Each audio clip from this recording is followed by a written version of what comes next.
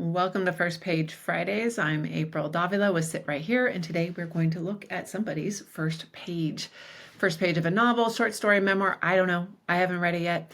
And we're going to learn, as we read through it, we're going to talk about what's working, where the opportunities are, so that we can all learn as writers as we work on this together. Don't forget to like and subscribe, and let's jump into this. Love songs and breakup albums. Desdemona Potts. Okay, I've read this one before. So if you are not on my newsletter list, you may not know, but I do an event every quarter called Hooked from the Start, where we actually talk about what makes a really great first page, and then we read them in the room, and everybody in the room votes whether they would keep reading or not. They're a lot of fun. If you're not on my newsletter list, go sign up at aprildavila.com/newsletter, and that way you'll know when it's happening again. The next one is November 13th, 2025. We do it in the evening Pacific time. And I remember this piece because we read this piece as a group, but we didn't have time to edit it. That's the thing we don't have time to do during that workshop. So I'm going to go ahead and dive into it here and talk about what's working and where the opportunities are. Desdemona Potts was either going to be famous or starve to death. Please let's not start with my bad childhood, Desdemona Potts says, looking off to the side on the camera, smoking a blunt. She was known for her iconic red and blue highlights, but now her hair was brown and thinning. She wore glasses inside. Starting from the very beginning is too cliche. She wore an oversized sweatshirt, sitting in her dimly lit living room with the wall of records behind her. She sat sideways on the brown leather chair. She was chill and comfortable with the camera and film crew buzzing around her house. Okay, the interviewer said, where do you want to start? January 5th, 2005, Desdemona Potts meets Jeffrey Lopez. Desdemona Potts was 19. I'm going to assume there's a period there. Desdemona Potts was 19, working at McDonald's and bouncing between couches and shelters in Houston. She had a skinny body and big curly hair that's frizzy and tangled. She had her old tap shoes, makeup that she stole from the dollar store, and had a guitar she found by a trash can. But she was determined to perform at any chance she got. I was at the bus stop the other day, she talked, saying, plucking a few chords on the street in Montrose. A prostitute to my left and a bag lady to my right. We talked about oral sex and aliens. They're both pretty cool. A couple laughs come from the crowd gathered around the sidewalk. Then we talked about the chances of one of us getting hit by the bus. All right. So I remember of this is this outrageous character of Desdemona Potts, right? First of all, she's smoking a blunt.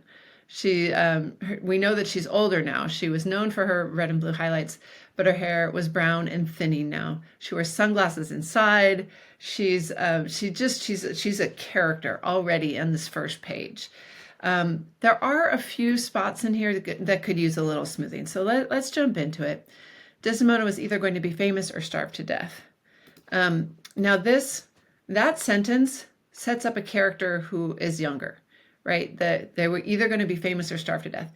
So it's a little bit of a jump to like, please let's not start with my bad childhood. And I would start with since we're doing dialogue, putting in a return, please let's not start with my bad childhood, Desdemona Potts says, as looking off to the side on the camera, smoking a blunt. So this is a little awkward.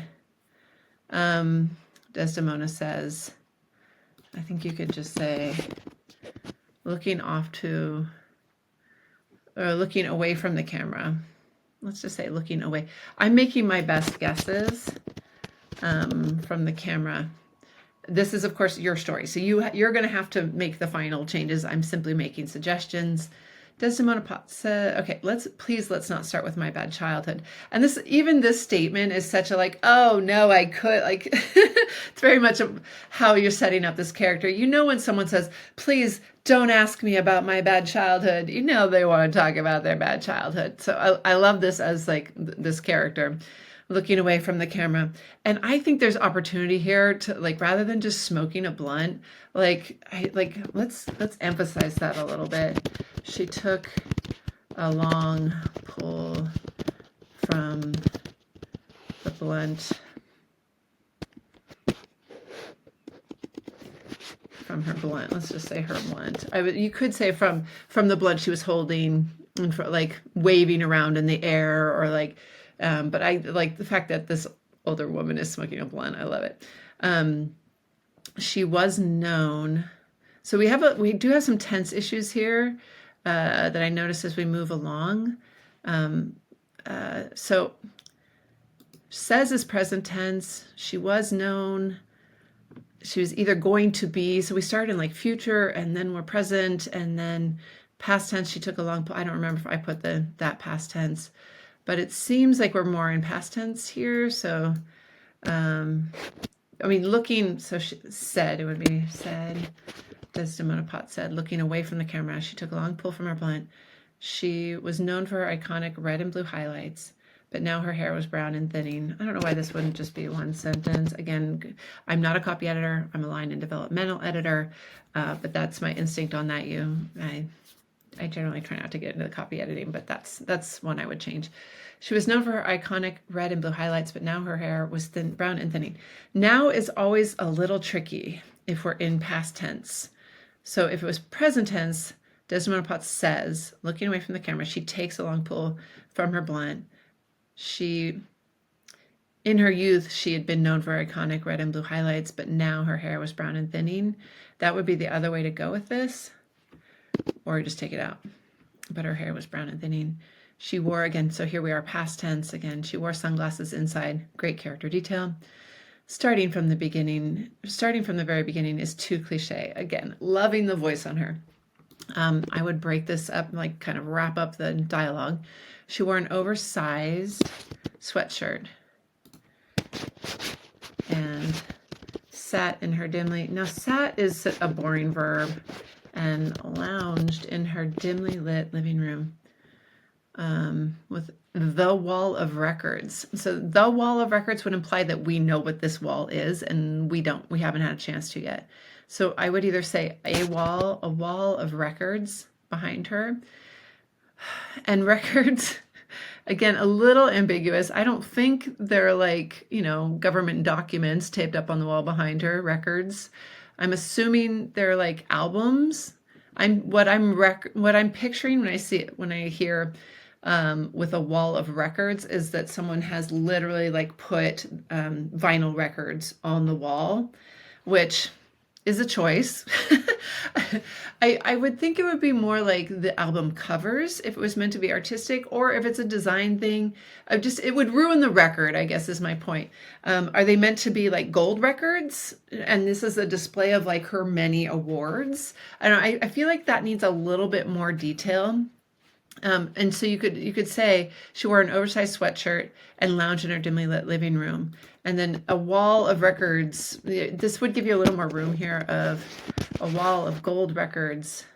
I'm just making shit up here, but you would fill in what is actual true for your story. A wall of gold records rose up behind her. I don't know. You know what it looks like in your head.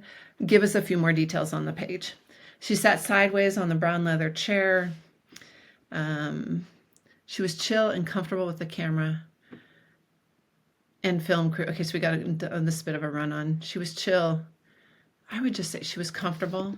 She was comfortable with the camera and film crew buzzing around her house. Okay, the interviewer said, where do you want to start? And then it's a question here. Is this her talking? So the way it reads is that you're jumping us into a flashback. Now, I will say it's a pretty quick transition. We do get a lot of details about Desdemona and where she is. She's clearly being interviewed for something. She's saying, let's not talk about my childhood. So clearly she wants to talk about her childhood. And people are interested enough to be there and to be asking, where do you want to start? So the main reason we don't want to jump into flashback too quickly is that we want to ground our readers into what's happening. I actually think this does a pretty good job. I know this feels like it's not a piece. It feels like there's three pieces here. There's this statement, she was either going to be famous or starve to death. Then we get 2 paragraphs of in scene, which you give us some really good details. So I feel like I kind of know what's happening. It could be enough. And then you jump, or I guess it's 3 paragraphs if you count this line of dialogue. And then we jump into a flashback here. Consider if you maybe want to give us a little more scene here before the flashback. I don't know. You don't have to, but sometimes it's a little quick to have 3 things happen on the first page. And then here, I might suggest you could even have her Desdemona sighed dramatically or something like that. It all started in January, on January 5th, 2025. And then you could even just I don't know, like you could say she sighed dramatically and started her story back in January of 2005 when she met Jeff Lopez. Well, so let's keep it in narrative form. And began her story about meeting Jeff Lopez. You need some sort of transition here. It was 2005, and Desdemona Potts was 19, working at McDonald's and bouncing between. So you see how, like, where do you want to start? Oh, she sighs dramatically and begins her story about meeting Jeff. You could also give her a line or 2 of dialogue to kind of transition us into the story. Those are artistic choices, so you're going to have to think about how do you want to make that transition. This is just my suggestion.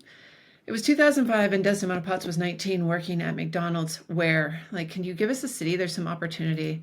Working at the McDonald's on, I don't know. We learn here that she's in Texas. Is that why am I having that idea? Oh, Montrose. Okay. I'm just going to put street name in Montrose.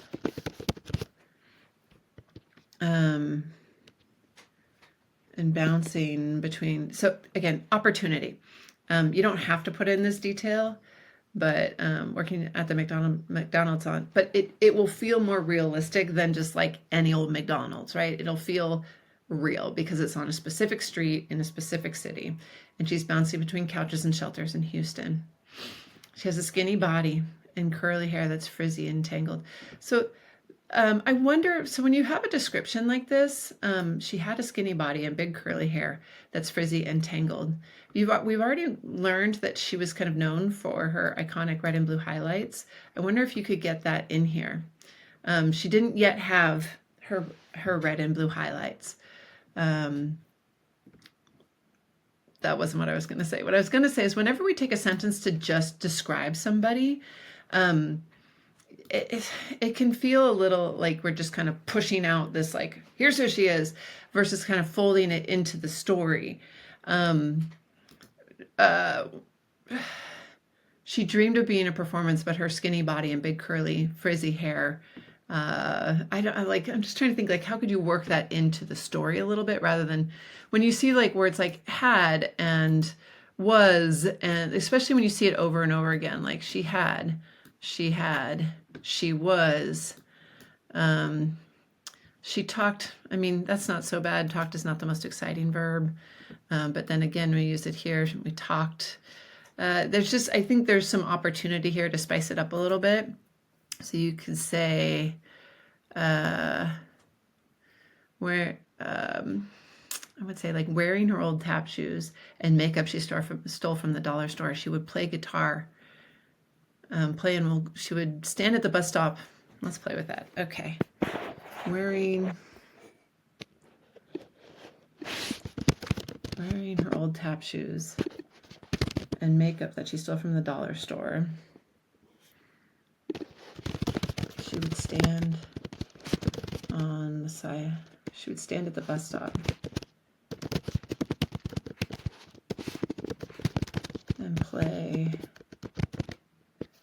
an old guitar she'd found by a trash can. Oops, sorry. Let me get my keyboard out here and do this properly. She would play an old guitar she found by a trash can when she was 12. Okay, so you see how like we can get, these are descriptions. The thing I don't like about this edit is it's a general. Like she would generally do this. Yeah, it's fine, it'll do, but you want to drop us into like a specific time as quickly as you can. So is she at the bus stop? A couple of, okay, so let's just say she would stand on the street corner. She would stand on the sidewalk outside the Starbucks. So again, specificity. She would stand on the sidewalk outside the Starbucks on the corner of XX, and put in the street names, and play an old guitar she found by a trash can when she was 12. And then one day in June. So we want to get into like the specificity. When did she actually meet Jeff Lopez? It was, so that's not even very good here. Like, let's say it was, and again, every time you say it was 2005, sure. Okay, sometimes you can't avoid it, but there are lots of ways to get creative with our writing. On an unseasonably hot day that June, she was singing, she was plucking a few chords. She had just started to pluck a few chords.